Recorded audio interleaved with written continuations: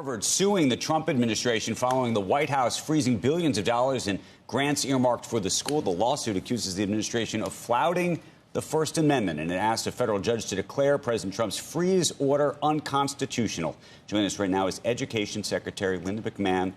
Secretary, we appreciate you joining us.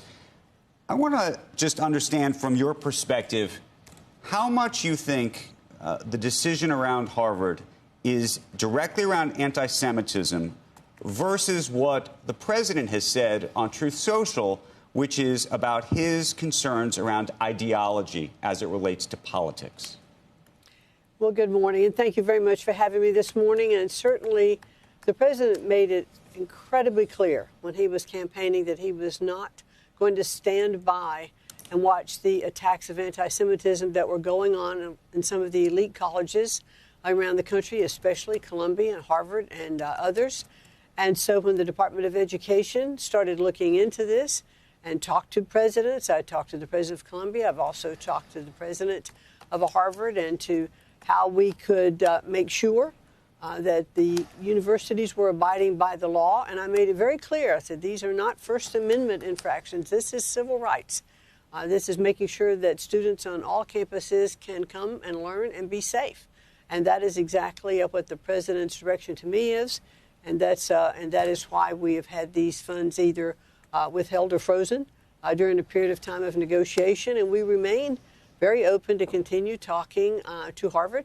But they have answered by filing a lawsuit on First Amendment rights. So I want to make it very clear, this is not a First Amendment lawsuit. This is about civil rights.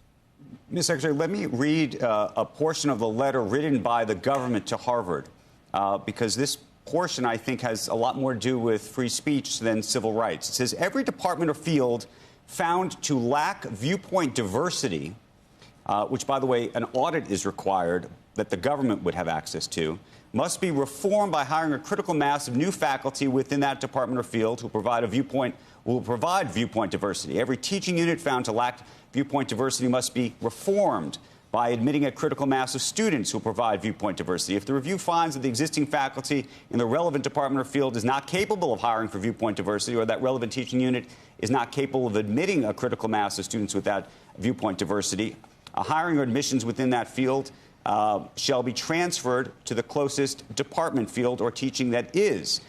There is an audit that would be performed. This would be required to the government. In addition to that, these numbers and statistics would be made public. I ask about this not because it's not a good goal. And by the way, it would be great if Harvard and every private university in the country had viewpoint diversity.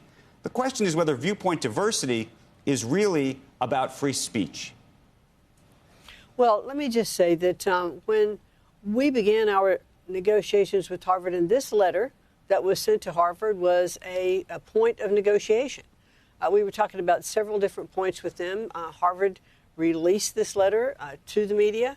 This was a negotiation letter. It was really not a final offer of anything. We had hoped Harvard would come back to the table to discuss these. We would like to have viewpoint diversity. We would like to have all of the things that students that are going to universities have a right to expect. So this is a negotiation tool. We hope Harvard will come back to the table. We'd like to be able to move forward with them and with other universities. By the way, this letter, as I'm reading it, says this document will constitute an agreement in principle which the parties will work in good faith to translate into a more thorough, binding settlement agreement. Exactly. You will see this. You will see That's this exactly letter incorporates and supersedes the terms of the federal government's prior letter of April 3rd, 2025, which suggests that this is the deal that the government is trying to put on the table.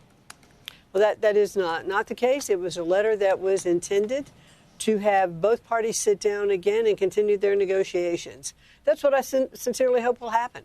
But Harvard has now filed a lawsuit. The government will counter. I think we're on very solid grounds that the negotiations that we are having with Harvard, and the reason that these funds have been frozen is because of a civil rights issue and not a freedom of speech issue. So I feel very confident and solid in that approach by the government.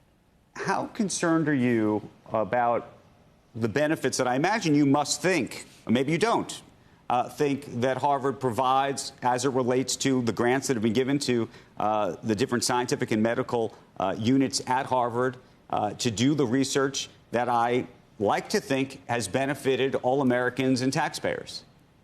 I think that the research that is done by many universities around the country has been incredibly beneficial, and most of the money that has been withheld actually has come from HHS, a lot of the scientific research. However, one of the things that the government is saying is that this is a very small part of the research funding if you consider the amount of money that these universities have in their endowments, and maybe we should look to those.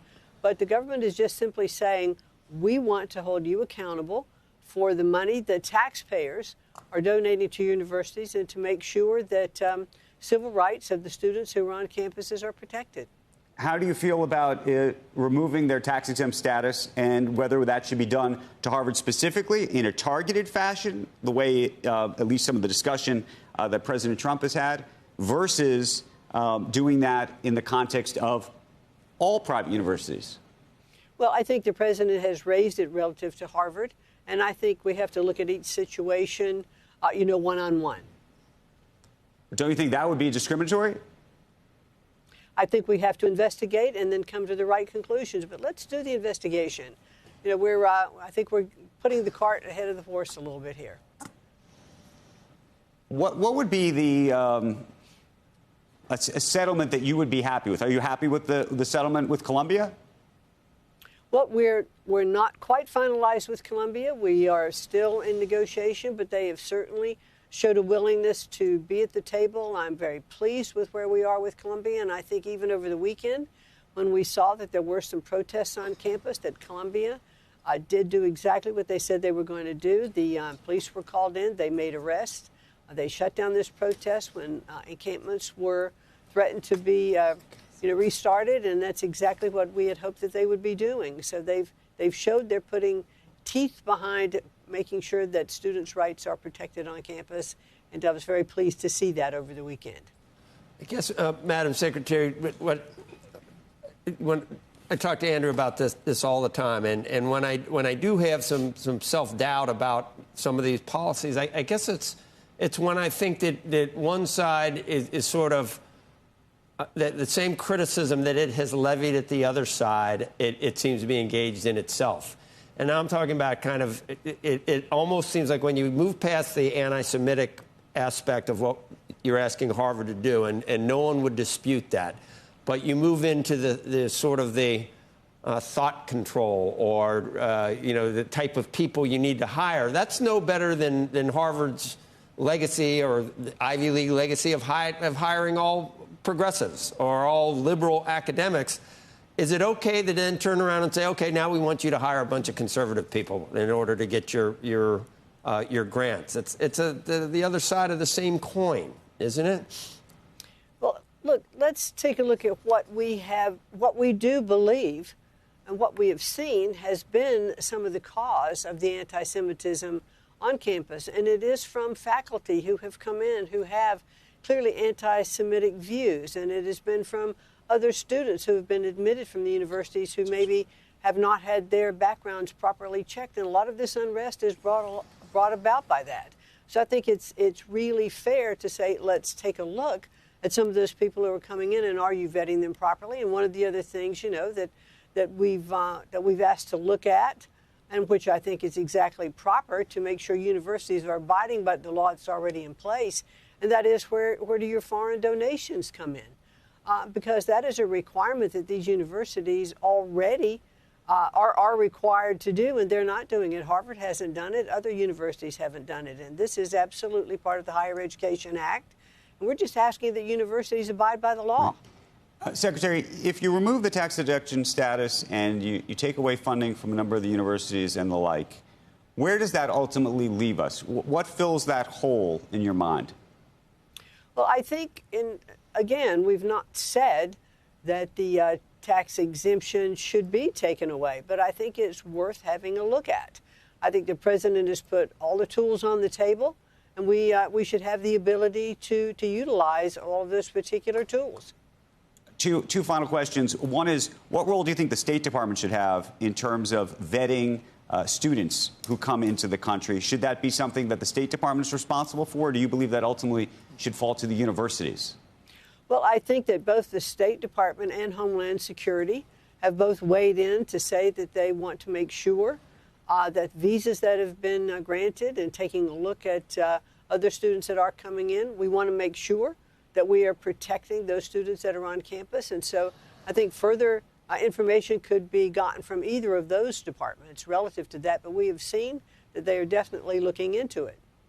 And then finally, we've talked a lot about student loans with you over the years, and I'm so curious what you think is being done right now to lower the cost of higher education.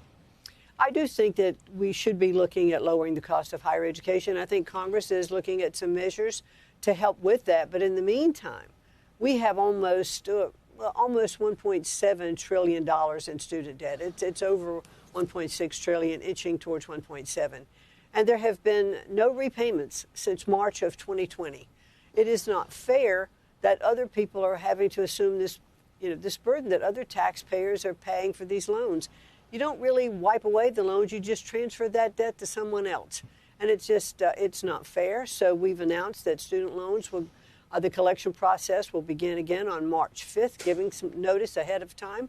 And if you go to, studentaid.gov, there are many programs that those borrowers can look to help them, tied to income or if they're still having hardships.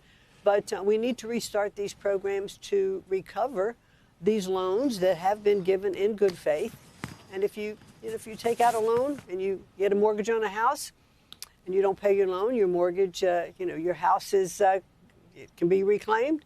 If you take out money to buy a car and you default on those payments, your car can be reclaimed. But the student loan program doesn't have any collateral.